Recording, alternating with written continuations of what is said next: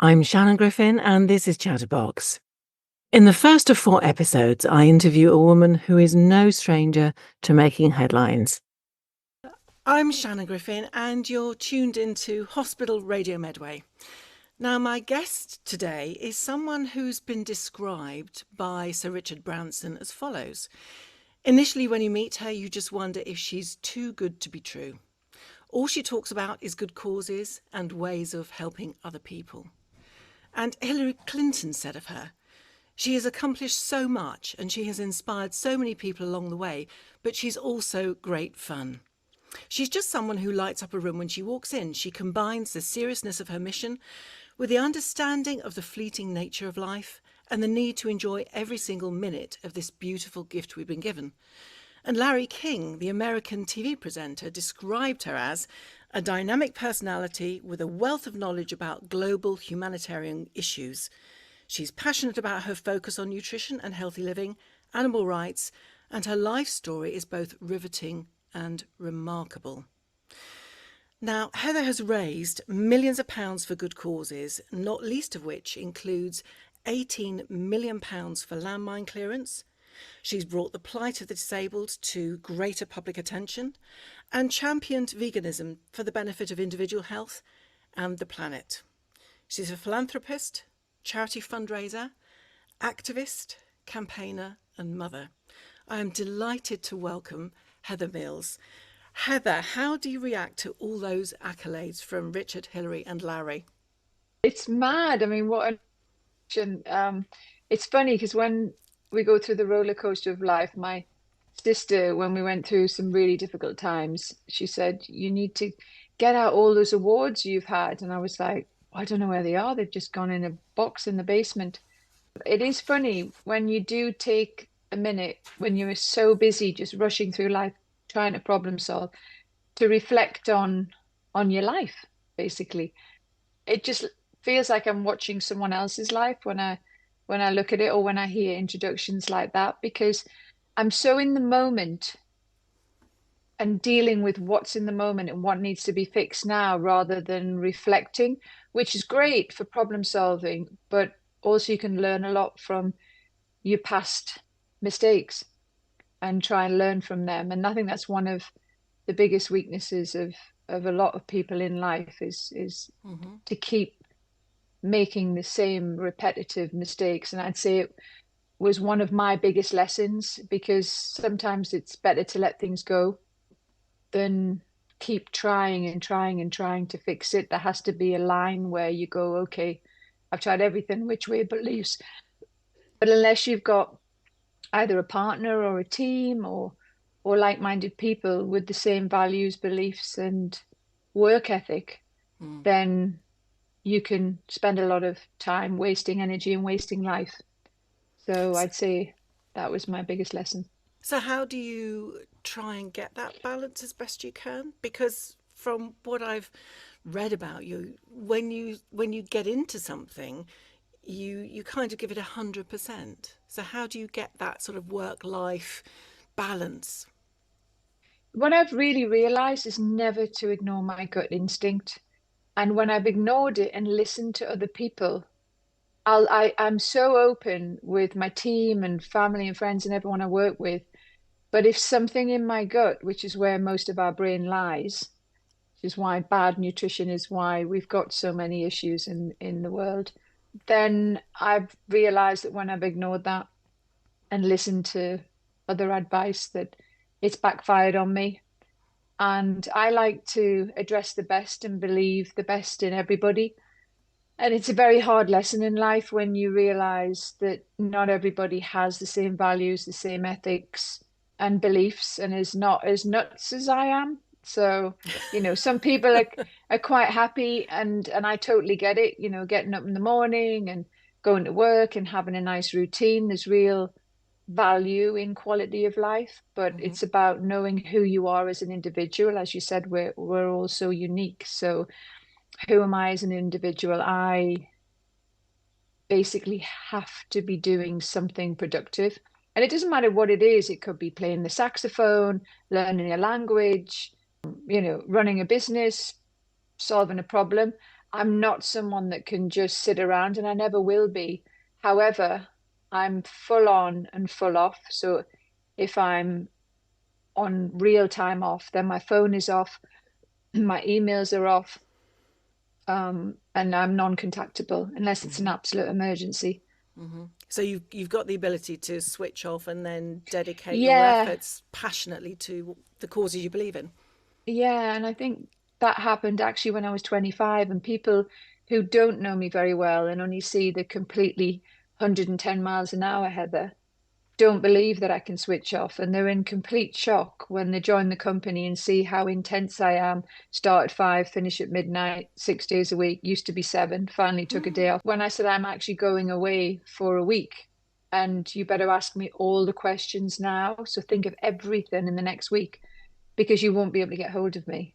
Mm. And they're like, yeah, yeah, yeah. And I said, no, really think about what you need to ask me because you won't be able to get hold of me. And then I go on holiday and nobody can get hold of me. I go to the top of a mountain just remotely and go hiking or skiing. And then I come back after a week and they're like, wow, you really do completely switch off. And that's knowing your personality because I'm not someone that can just be half in, dip Mm. my toes in. Mm. I'm either in and getting on with it or I'm fully out.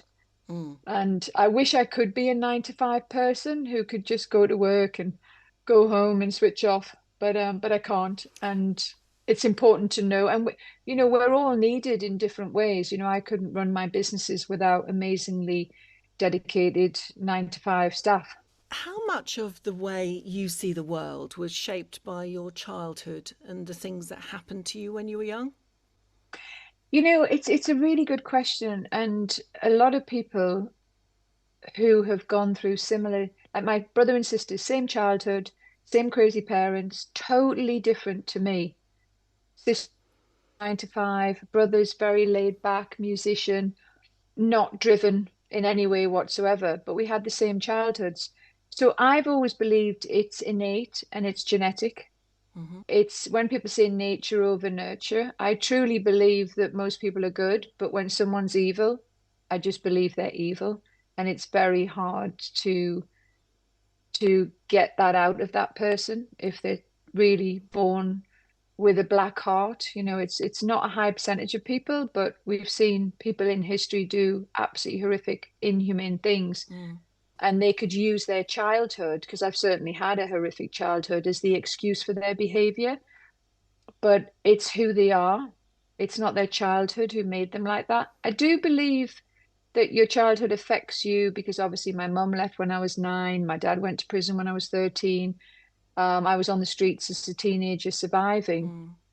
But again, I had that entrepreneurial skill and in genetically innate in me because I eventually, after 6 months after being urinated on while I was asleep by a tramp, I eventually had a shower in Victoria Station and saw a job at a croissant shop in Holborn. You can eat as many croissants as you like. And because I was skinny, they thought, well, she's not going to eat many. And I was eating like 20 a day, not sure when I was going to eat again. So I got fired after a week. And that incentivized me to never work for anyone again because they said you can eat as many as you like. I did. I got fired. And I thought, right. So that's when I said, right, I'm just going to do my own thing and started selling door to door bits and built up my businesses. Tell me about how you first got involved in your first business, because I think that's quite a great story. It's funny. So I was one of those young kids that was very, very sporty and won most of the hurdles and swimming and running because my dad was like a mentality of a general in the army, get up at 5 o'clock, run to school 5 miles, do 200 lengths in the swimming pool. So those kind of rigid routines were definitely set in my head to help survive in later life, even though I hated it at the time, I appreciate it now. And I used to have to work every night after school for my dad's obsession with Richard Wagner, the opera composer. He thought he was a reincarnation, so we had to do animated versions of the Ring of the Nibelung, cut out the Tolkien book slides. So I started to learn from a young age business. And so when my dad went to prison and I came back from London because my mum let us live with her for a few months, and then I left. I didn't get on with her boyfriend. So I went back to Newcastle to see and hope that my dad had changed when he came out of prison. Of course, he hadn't. He was still absolutely not a good person. And I was sitting in a dentist and I saw a magazine and flicked through it and saw these stick-on bras, and always disliked having big boobs as an athlete. They always got in the way. My dad never bought me a bra. I used to have to strap them down with black masking tape. And I thought, what a brilliant idea, stick-on bras. You can wear a backless dress with these stick-on things. So I started to sell them door to door, age 15, and got a few complaints because some ladies had hairy nipples. And I said, well, it's a two-in-one. You get a free wax. And so I eventually became an A, B, C, D, double D, and E cups. And I eventually was approached by a chain of department stores who asked if it could go in there. And then I built that up and it became a good selling product. It still exists to this day, which I don't own. I sold it when I was 17, I think. And So, then I moved on to realize that I just made up an address, a PO box in London to look like I had an office, because you could do that then. Probably can do it now, but I have real offices now. Yeah, and I basically thought, well, this is easy. Find a great product that's functional, solve the problem, and it'll sell. And it did. and do you think that your approach, because starting up a business, running a business from a very early age, requires you to get out there, knock on doors, hassle people. Was that a skill, do you think, that you developed at a very young age that stayed with you? Mm, Because it's not dissimilar in the sort of charity world, where you've got to, knock on people's doors and be very tenacious. And it seems to me that courage to do that and tenacity are two attributes that you seem to have in abundance, and confidence. I think my overconfidence can sometimes come across the wrong way, but it's definitely put me in good stead to survive in life. Because if you don't have self-belief and you don't have confidence, it's very, very hard to achieve anything, because you fall over at the first obstacle, you doubt yourself, you question yourself. And I say this because I've got loads of very close friends from the old modeling days who are absolute stunners and just so insecure and made to feel that they weren't good enough, and still doubt themselves to this day and have allowed where. So I suppose I've got a bit of a Teflon outer skin, having to survive a pretty horrific childhood with a violent father and my mum leaving. So it's like scar tissue, they say it makes you stronger. Obviously, I'm still human and get affected and upset by things. But because I've worked in war zones, I've nearly died 4 times, I've been through the mill over and over, you realize that there is no point worrying about anything because it doesn't mean anything. If anyone's in London, and they should go to the Tom Hanks Mission to Space audiovisual presentation. I went there last week, and it just reminds you even more what tiny little nothing dots we are in the galaxy. So why are we worried about anything? Why don't we just get on with making the most that we can to help people, inspire people? It's probably one of the best forms of therapy that I tell to everyone that spends way too much money on therapists. The fastest way to heal yourself is to help others, because you don't have time to sit and get inside yourself. It's completely different if you've got real medical issues that you need medication for. But I do know a lot of people in situational depression. I've dealt with, counseled hundreds of thousands of people who've lost limbs, war veterans, because I've worked in many war zones, and they'll lose their arms and their legs. And instead of just leaving the guys or girls in a wheelchair, I'll say, right, do you want to go to Austria? And I'll chuck you down a skeleton ice ride. That's exciting. I can strap you on that and you can get a bit of adrenaline. And then as soon as they've done that, they realize that there's always, whatever situation you're in, something exciting to do, something important to do. But some people get so clouded, and often it's the people around them that are not helping the situation. You can be overly accommodating and cuddly and sympathetic when sometimes someone just needs, I can't think of a better word, but a kick up the jacksie to actually get on with things. So whenever my friends, kids, some of them were pretty extreme, I would just take them with me to a war zone and chuck them in the middle of a field, with me, and they'd go, "Oh my God, oh my," and that makes them really go, "Actually, I'm really lucky and I need to grow up and wake up." Obviously, they were really, really troubled kids. I wouldn't just take a moany teenager and do that. But it's about relative to what. I'm really lucky. I've got a kid that's not into anything superficial whatsoever because they've spent their whole life in earthquake disasters and war zones, and they've experienced so much and had the beauty of realizing how lucky we are. So do you think So I think people dwell too much on things. do you think as a society we're perhaps becoming more soft and you know, I don't know. I sometimes wonder whether, a young child, I've seen the adverts on TV where they have mental health problems, and I wonder whether they knew they had a mental health problem and before an adult said that they might have one. Do you Yeah, think, are we getting towards a society that is perhaps causing more problems rather giving us resilience to deal with them?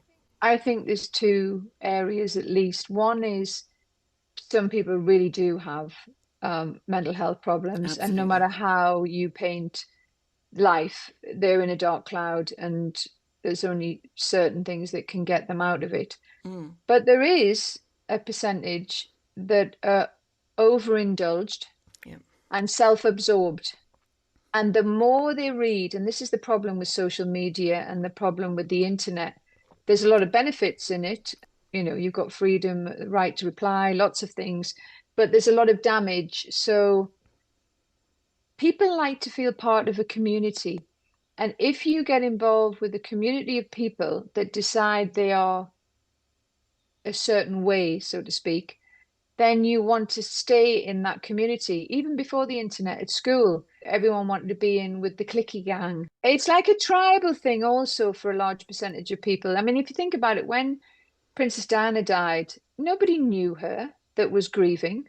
They'd seen her on television. They loved the work that she did, but they came together as a community. So it became like a receptor thing amongst everyone. Everyone wants to feel part of the community. So the grieving happened en masse because actually internally they could be grieving the loss of someone that they'd had in their life. And it's the same in all situations where people are wanting to feel part of a community, and that can be positive or negative. So, I know some people that have made some decisions when they were younger, thinking they wanted to go in a certain direction, and then totally reversed it 5 years later. Mm. And I asked them, why do you think you went down that route? And they said, because I was involved with a group of people like that. And I just thought, oh, that's how I feel. And it's, hormones are an incredible thing. Whether you're going through them as a teenager or whether you're going through them as a menopausal or menopausal man. There's a lot of menopause going on that people aren't talking about, Mm. and I've seen what hormones can do to people, and I think there needs to be a lot more done. But the quickest way to work out how deep rooted the psychological issues are, in my opinion, with all the people that I've counseled over the decades, is through the gut and through nutrition. Mm. So I've done 15 years of studies in microbiome through the colon, worked out what happens when you eat certain things. And the amount of people that are sensitive to fructans, like garlic, onion, cauliflower, asparagus, and other people that are taking on the trauma, in my opinion, of the meat, for example. If that animal has been killed in a traumatic way, then in the gene of the meat, so to speak, you are eating that. So I think there's a lot of underestimation of how things are in your mind based on what you eat. They've always Mm. said you are what you eat. There's a great documentary that's just come out on twins feeding one meat and the other one a vegan diet that's worth watching on Netflix. And I'm not saying that people are not going to have intolerances to certain vegetables and things like that, because I've done loads and loads of studies. If I eat cauliflower, I go from 6-pack to 6 month. My stomach just blows up completely. Well, of course, that's vegan. But if I have great digestive enzymes and hydrochloric acid and pepsin in my system, I can dilute that immediately. And I wish that all the hospitals in Britain just basically banned all unhealthy foods. Because the one time you can educate someone is when they're in hospital, and the one time you can feed them healthy food and give them no other option is while they're lying in bed. The health secretary, none of them seem to have made it compulsory to eat healthy food or studied and brought in nutritionists, because sadly GPs only get a couple of hours training on nutrition, and I'm a nutritionist and I talk to them, and the lack of knowledge, because they have to learn so much, is quite unbelievable. They're still working on the old calcium you can only get from milk, when it actually depletes the bones of more milk than it gives, which is why Britain has the highest level of osteoporosis after Finland and America. So all the science is there, all the solutions are there, but Britain seems to be a country that doesn't want to look at the science and doesn't want to fix the problem. I'd get it if we were in America and they're just thinking of money, because in America they pay for their health system, so they're incentivized to keep the nation sick. But I don't get it in Britain, because being in hospital is a burden on the taxpayer, it's a burden on the government, and you would think they would want to get them healthy. Yet the one thing that improves your health and your mental health is what you eat. Your serotonin is 90% made in your gut. It's all scientifically there. My thanks to Heather Mills. Join me in the second episode of my 4-part Chatterbox series, where I delve further into her thoughts on the UK food industry, her views on UK politics, and I find out about her early modelling career and subsequent near-fatal accident, which brought her to public prominence. To listen to more episodes or find links to all of our programmes and videos, visit hospitalradiomedway.co.uk. I'm Shannon Griffin, and you've been listening to Chatterbox.